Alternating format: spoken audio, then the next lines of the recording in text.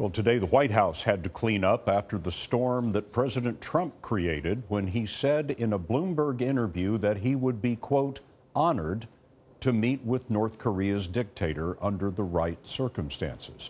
The president's spokesman said today it is clear those circumstances are not right now. Mr. Trump talked about North Korea and much more in another interview with our own John Dickerson. We have more on that from Margaret Brennan at the White House.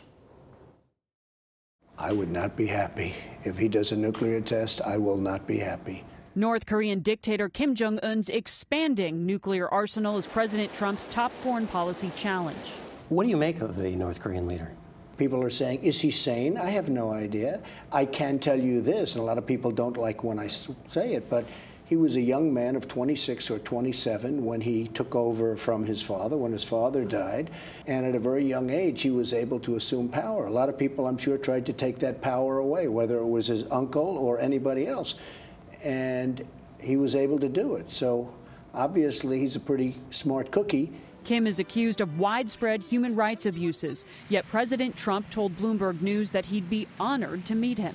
White House officials later stipulated that North Korea would first need to abandon its nuclear weapons. It is unusual for an American president to publicly empathize with authoritarian leaders.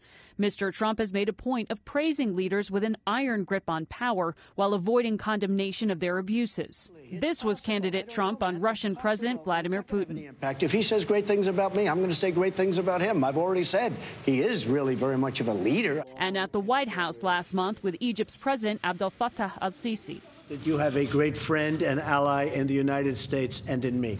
Mr. Trump has also invited President Rodrigo Duterte of the Philippines, despite overseeing thousands of killings in the name of cracking down on drug trafficking. Mr. Obama, you can go to hell. The Obama administration called off a meeting with Duterte in Asia last year after he called the then president a son of a bitch. President Trump brought up another leader in a separate interview with SiriusXM Radio, praising American President Andrew Jackson. He was a very tough person, but he had a big heart, and he was really angry that he saw what was happening with regard to the Civil War. He said there's no reason for this.